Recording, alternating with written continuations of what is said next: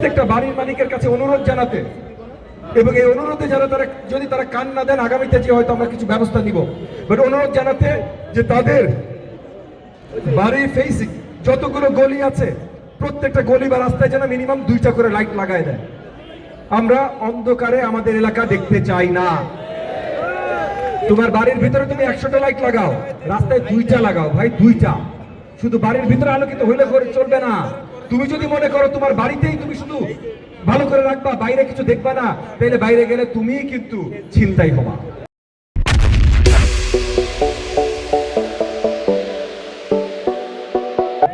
সবার একসাথে করে আমাদের এলাকার দিকে নজর রাখতে হবে। পুলিশ প্রশাসনকে ইতিমধ্যে বলে দেওয়া হয়েছে প্রত্যেকটা বাড়ির মালিক যেন তাদের বাসার ফেসিং যতগুলো রাস্তা বা গলি আছে মিনিমাম 2টা করে লাইট লাগিয়ে দেয়। এটা আপনারাও আপনাদের জায়গা থেকে খেয়াল রাখবেন, নিজেদের বাড়িগুলোতে লাগিয়ে দেবেন। এবং আমাদের অন্য ক্যান্ডিডেট যে ভাইয়েরা আছেন, এখন আমরা যেহেতু সবাই একসাথে আছি, আমরা আপনাদের প্রতি আহ্বান জানাচ্ছি, আপনাদের দলীয় আপনাদের প্রতিষ্ঠানিক বা আপনাদের একটা ফলোয়ার বেস আছে, আপনাদেরও কিছু জনপ্রিয়তা আছে যার জন্য আপনারা নির্বাচনে এসেছিলেন। তো আপনাদেরকে আমরা সাথে নিয়ে কাজ করতে চাই। ছিলাম ভাই আর 2 সপ্তাহ আগে হয়তো প্রতিদ্বন্দ্বী ছিলাম, সেটা 2 সপ্তাহ পার হয়ে গেছে, এখন আমরা একসাথে। তো প্রত্যেকটা জায়গায় প্রত্যেকটা কাজে আপনাদেরকে পাশে দেখতে চাই। তার জন্য আপনাদের জন্য অগ্রিম একটা হাততালি হয়ে যাক।